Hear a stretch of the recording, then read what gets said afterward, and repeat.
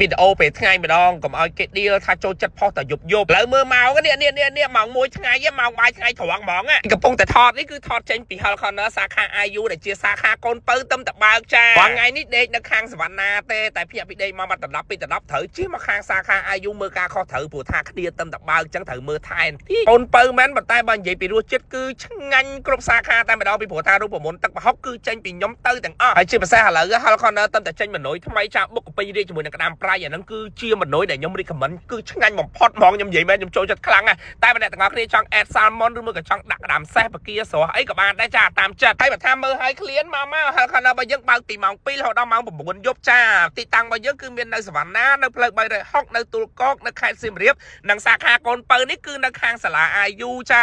អញ្ចឹងបងប្អូនដែលគាត់នៅម្ដុំសែនសុកនៅម្ដុំផ្សារដែលហុយអីចង់ជួបកំមុំអាចមក Hall Corner IU បានចាមកដល់ឃើញពួកខ្ញុំឈរទៅរៀបជួគ្នាឲ្យរើសចាបងប្អូនពេញចិត្តមួយណាដាក់តម្លៃចរចាតាមក្រោយចាដូចលក់ខ្លួនដល់តែពេលមុខរបរយើងច្រើនពេកទៅចង់វែងច្រឡំយកមុខរបរពេលយប់មកបញ្ចូលសម្លេងបុកលហុងពេលថ្ងៃនេះសំទោសចាអធិស្ឋានចាំបញ្ជាក់ម្ដងទៀតបងប្អូនដែលចង់ញ៉ាំគ្រឿងបុកដែលឆ្ងាញ់កុំភ្លេច Hall Corner ចាហើយបើចង់ជួបពួកខ្ញុំអាចមក Hall Corner សាខា IU បាននេះក៏មានកាហ្វេ Corner ដែរចាទីតាំងគឺនៅលើផ្លូវសែនសុកទល់មុខនឹង Brand Collection នៅជិតនឹងសាលាពេទ្យ IU ហើយនៅជិតនឹងផ្សារទំនើប Lucky បងប្អូនជិះលើមកជួរផ្លូវហ្នឹងមកមើលឆ្វេងដៃមកឃើញហើយចា